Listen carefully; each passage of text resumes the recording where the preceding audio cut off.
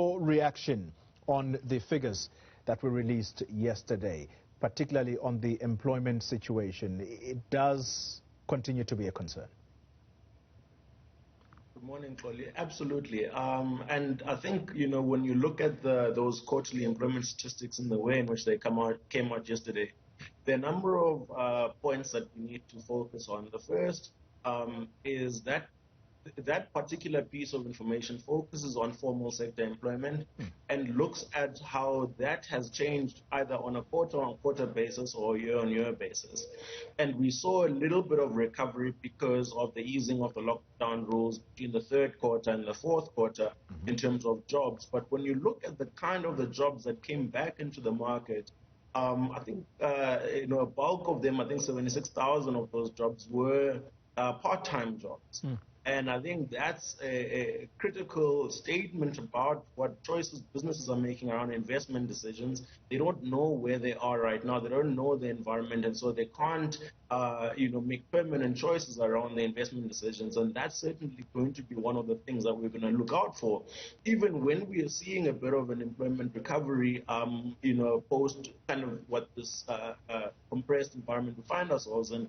I think the kind of jobs we're going to find are certainly going to be lower paying jobs as well as more temporary jobs. If you look at what's happened on a year-on-year basis, right, it shows that informal employment, formal sector employment, we've lost close to 600,000 jobs in that space.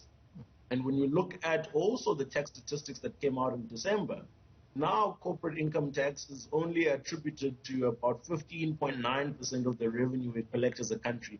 So it's showing that corporates are under a lot of pressure, and the employment is following, as well as the wages are also taking the hit, because we're seeing that the wage growth is also below inflation level. Yeah, we always ask the question, Sifiso, what does government need to do to create an enabling environment for businesses to thrive, but in this instance to pick up again?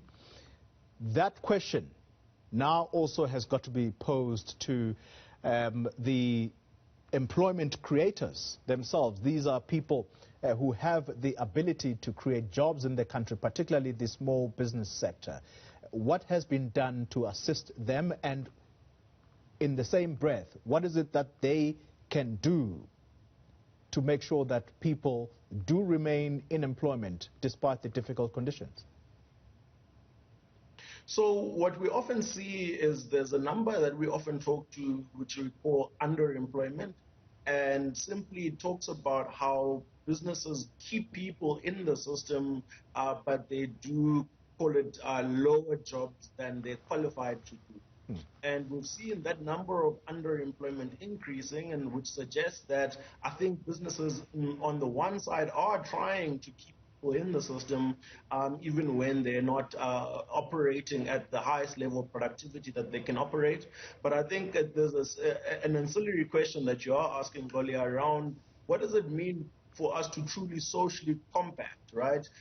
There's a yearly employment conference that I was really recently addressing, where we were asking around the social quotient, the digital quotient, in how businesses are choosing to interact with labor dynamics right now. So are companies, for example, investing in the right kind of training, as well as training, I think, the people in an equitable basis? We're seeing from the labor report that has recently come out that still a bulk of the training investment is going, for example, to white males in South Africa.